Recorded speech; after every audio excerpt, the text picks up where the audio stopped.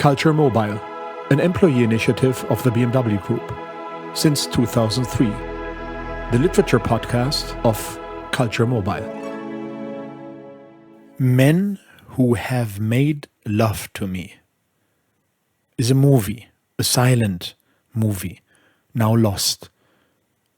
Most likely a biographical movie with Mary MacLane, based on a book of hers called I, Mary MacLane, that she wrote in 1917. The movie also stars Mary MacLane, and the movie itself was made in 1918. Mary MacLane was a Canadian-American writer born in 1881. She died in 1929. She was unruly. She was hard to pin down.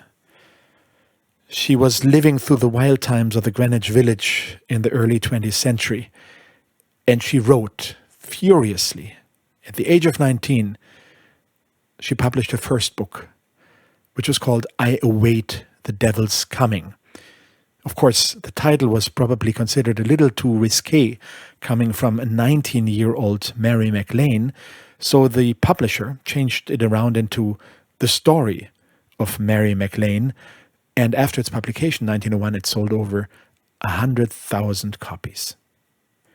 So that book was written probably furiously fast. It is based on entries, like diary entries, and I wanted to read the first 3 to you as an excerpt of sorts from I Await the Devil's Coming by Mary MacLane. Butte, Montana, January 13th, 1901. I, of womankind and of 19 years, will now begin to set down as full and frank a portrayal as I am able of myself, Mary MacLane, for whom the world contains not a parallel. I am convinced of this, for I am odd. I am distinctly original, innately and in development. I have in me a quite unusual intensity of life. I can feel. I have a marvelous capacity for misery and for happiness. I am broad-minded. I am a genius. I am a philosopher of my own good peripatetic school. I care neither for right nor for wrong. My conscience is nil. My brain is a conglomeration of aggressive versatility. I have reached a truly wonderful state of miserable, morbid unhappiness. I know myself, oh, very well. I have attained an egotism that is rare indeed. I have gone into the deep shadows. All this constitutes oddity. I find, therefore, that I am quite odd. I have hunted for even the suggestion of a parallel among the several hundred persons that I call acquaintances, but in vain. There are people and people of varying depth and intricacies of character, but there is none to compare with me. The young ones of my age, if I chance to give them but a glimpse of the real workings of my mind, can only stare at me in dazed stupidity, uncomprehending, and the old ones of 40 and 50, for 40 and 50 are always old to 19, can but either stare also in stupidity, or else, their own narrowness asserting itself, smile their little devilish smile of superiority, which they reserve indiscriminately for all foolish young things. The utter idiocy of 40 and 50 at times. These, to be sure, are extreme instances. There are among my young acquaintances some who do not stare in stupidity, and yes, even at 40 and 50 there are some who understand some phases of my complicated character, though none to comprehend it in its entirety. But, as I said, even the suggestion of a parallel is not to be found among them. I think at this moment, however, of 2 minds famous in the world of letters, between which and mine are certain fine points of similarity. These are the minds of Lord Byron and Mary Bashkirtseff. It is the Byron of Don Juan in whom I find suggestions of myself in the sublime outpouring. There are a few to admire the character of Don Juan, but all must admire Byron. He is truly admirable. He uncovered and exposed his soul of mingled good and bad, as the terms are, for the world to gaze upon. He knew the human race, and he knew himself. As for that strange, notable Mary Butch-Kurtsev, yes, I'm rather like her in my many points, as I've been told, but in most things I go beyond her. Where she is deep, I am deeper. Where she's wonderful in her intensity, I am still more wonderful in my intensity. Where she had philosophy, I am a philosopher. Where she had astonishing vanity and conceit, I have yet more astonishing vanity and conceit. But she, forsooth, could paint good pictures, and I, what can I do? She had a beautiful face, and I am a plain-featured, insignificant little animal. She was surrounded by admiring, sympathetic friends, and I am alone, though there are people and people. She was a genius, and still more am I a genius. She suffered with the pain of a woman young, and I suffer with the pain of a woman young and all alone. And so it is. Along some lines I have gotten to the edge of the world. A step more and I fall off. I do not take the step. I stand on the edge and I suffer. Nothing, nothing on the earth can suffer like a woman young and all alone.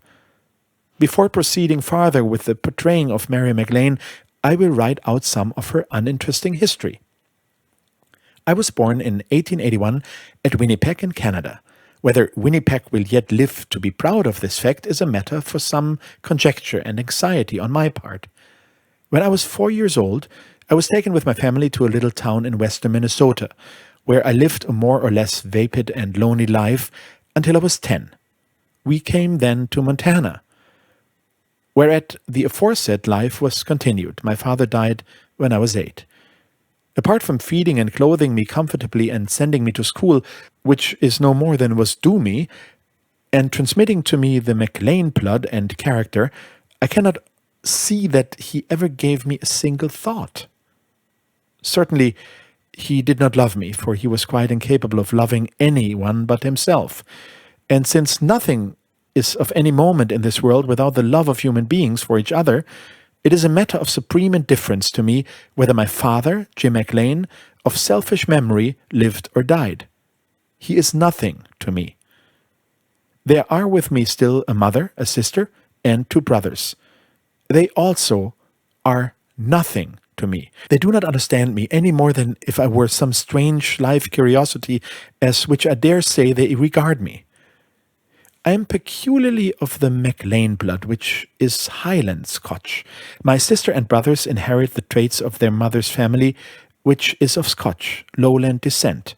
This alone makes no small degree of difference.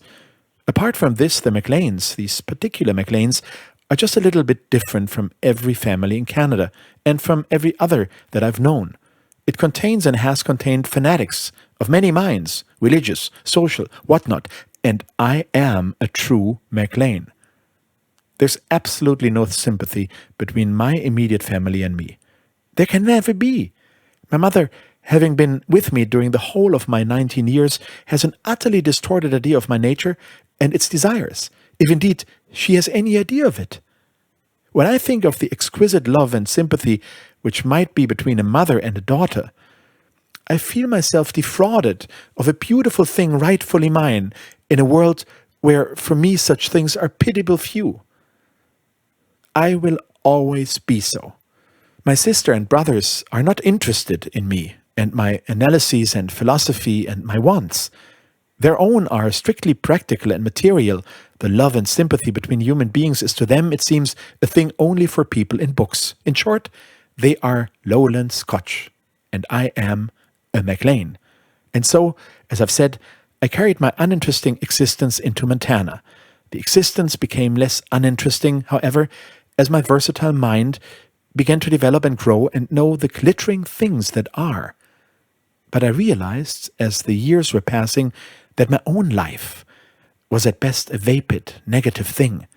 1,000 treasures that I wanted were lacking.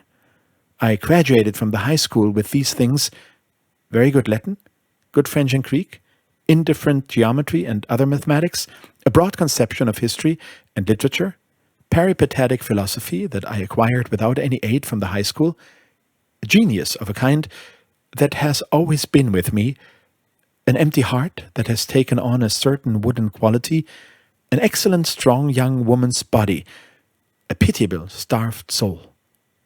With this equipment, I have gone my way through the last 2 years, but my life, though unsatisfying and warped, is no longer insipid. It is fraught with a poignant misery, the misery of nothingness. I have no particular thing to occupy me. I write every day. Writing is a necessity, like eating. I do a little housework, and on the whole, I'm rather fond of it. Some parts of it. I dislike dusting chairs, but I have no aversion to scrubbing floors. Indeed, I have gained much of my strength and gracefulness of body from scrubbing the kitchen floor, to say nothing of some fine points of philosophy. It brings a certain energy to one's body and to one's brain. But mostly, I take walks far away in the open country. Body and its immediate vicinity present as ugly an outlook as one could wish to see. It is so ugly indeed that it is near the perfection of ugliness, and anything perfect, or nearly so, is not to be despised. I have reached some astonishing subtleties of conception, as I have walked for miles over the sand and barrenness among the little hills and gulches. Their utter desolateness is an inspiration to the long, long thoughts, and to the nameless wanting. Every day I walk over the sand and barrenness, and so, then, my daily life seems an ordinary life. Enough, and possibly, to an ordinary person, a comfortable life. That's as may be. To me, it is an empty, damned weariness. I rise in the morning, eat 3 meals and walk a little, read a little, write, see some uninteresting people, go to bed. Next day, I rise in the morning, eat 3 meals and work a little, read a little, write, see some uninteresting people, go to bed. Again, I rise in the morning, eat 3 meals and work a little, read a little, write, see some uninteresting people, go to bed. Truly, an exalted, soulful life. What it does for me, how it affects me, I'm now trying to portray. January 14th. I have in me the germs of intense life. If I could live, and if I could succeed in writing out my living, the world itself would feel the heavy intensity of it. I have the personality, the nature of a Napoleon, albeit a feminine translation. And therefore, I do not conquer. I do not even fight. I manage only to exist. Poor little Mary MacLane. What might you not be? What wonderful things might you not do? But held down, half buried, a seed fallen in barren ground, alone, uncomprehended, obscure. Poor little Mary MacLane, weep, world, why don't you? For poor little Mary MacLane. Had I been born a man, I would by now have made a deep impression of myself on the world, on some part of it. But I am a woman, and God, or the devil, or fate, or whosoever it was, has flayed me of the thick outer skin and thrown me out into the midst of life, has left me a lonely, damned thing filled with the red blood of ambition and desire, but afraid to be touched, for there is no thick skin between my sensitive flesh and the world's fingers. But I want to be touched. Napoleon was a man, and though sensitive, his flesh was safely covered. But I am a woman, awakening, and upon awakening and looking about me, I would fain turn and go back to sleep. There's a pain that goes with these things when one is a woman, young and all alone. I am filled with an ambition. I wish to give it to the world, a naked portrayal of Mary MacLane, her wooden heart, her good young woman's body, her mind, her soul. I wish to write. I wish to acquire that beautiful, benign, gentle, satisfying thing, fame. I want it. Oh, I want it. I wish to leave all my obscurity, my misery, my weary unhappiness behind me forever. I'm deadly tired of my unhappiness. I wish this portrayal to be published and launched into the deep salt sea, the world. There are some there surely who will understand it, and me. Can I be that thing which I am? Can I be possessed of a peculiar rare genius and yet drag out my life in obscurity in this uncouth warped Montana town? It must be impossible. If I thought the world contained nothing more than that for me, oh, what should I do? Would I make an end of my dreary little life now? I fear I would. I am a philosopher and a coward. And it were infinitely better to die now in the high-beating pulses of youth than to drag on year after year, year after year, and find oneself at last a stagnant old woman, spiritless, hopeless, with a declining body, a declining mind, and nothing to look back upon except the visions of things that might have been, and the weariness. I see the picture. I see it plainly. Oh, kind devil, deliver me from it. Surely, there must be, in a world of manifold beautiful things, something among them for me, and always, while I'm still young, there's that dim light, the future. But it is indeed a dim, dim light, and oftentimes there's a treachery in it. January 15th. So then, yes, I find myself at this stage of womankind and 19 years, a genius, a thief, a liar, a general moral vagabond, a fool more or less, and a philosopher of the peripatetic school. Also, I find that even this combination cannot make one happy. It serves, however, to occupy my versatile mind, to keep me wondering what it is a kind devil has in store for me. A philosopher of my own peripatetic school, hour after hour, I walk over the desolate sand and dreariness among tiny hills and gulches on the outskirts of this mining town. In the morning, in the long afternoon, in the cool of the night, and hour after hour, as I walk, through my brain some long, long pageant's march, the pageant of my fancies, the pageant of my unparalleled egotism, the pageant of my unhappiness, the pageant of my minute analyzing, the pageant of my peculiar philosophy, the pageant of my dull, dull life, and the pageant of the possibilities. We three go out on the sand and barrenness, my wooden heart, my good young woman's body, my soul. We go there and contemplate the long sandy wastes, the red, red line on the sky at the setting of the sun, the cold, gloomy mountains under it, the ground without a weed, without a grass blade even in their season, for they have years ago been killed off by the sulfur smoke from the smelters. So this sand and barrenness forms the setting for the personality of me. January 16th. I feel about 40 years old. Yet I know my feeling is not the feeling of 40 years.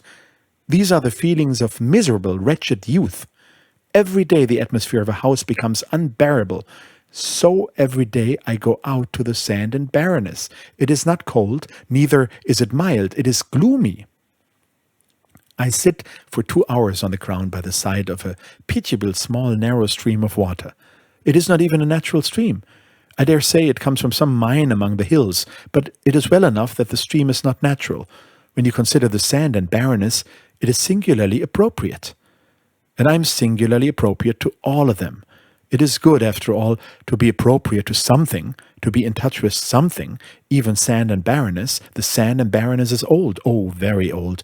You think of this when you look at it. What should I do if the earth were made of wood, with a paper sky? I feel about 40 years old.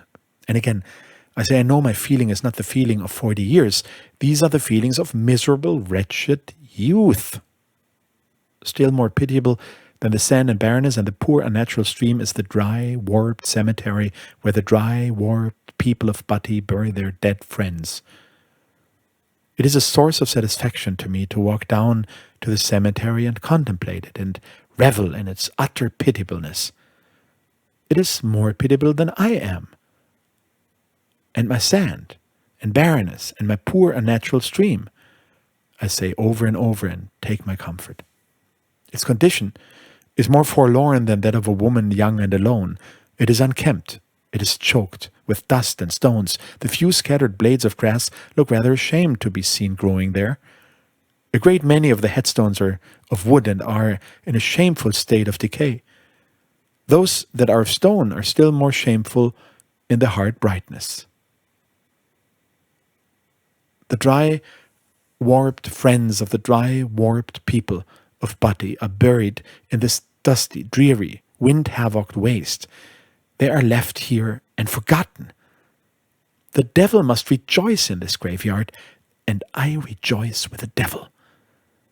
It is something for me to contemplate that is more pitiable than I am, and my sand and barrenness and my unnatural stream. I rejoice with the devil. The inhabitants of this cemetery are forgotten. I have watched once the burying of a young child. Every day for a fortnight afterward I came back, and I saw the mother of the child there. She came and stood by the small new grave. After a few days more, she stopped coming. I knew the woman and went to her house to see her. She was beginning to forget the child. She was beginning to take up again the thread of her life where she had let it go. The thread of her life is involved in the divorces and fights of her neighbors. Out in the warped graveyard, her child is forgotten, and presently the wooden headstone will begin to decay. But the worms will not forget their part. They have eaten the small body by now and enjoyed it. Always, worms enjoy a body to eat. And also the devil rejoiced, and I rejoiced with the devil. They are more pitiable, I insist, than I and my sand and barrenness. The mother whose life is involved in divorces and fights, and the worms eating at the child's body, and the wooden headstone, which will presently decay. And so the devil and I rejoice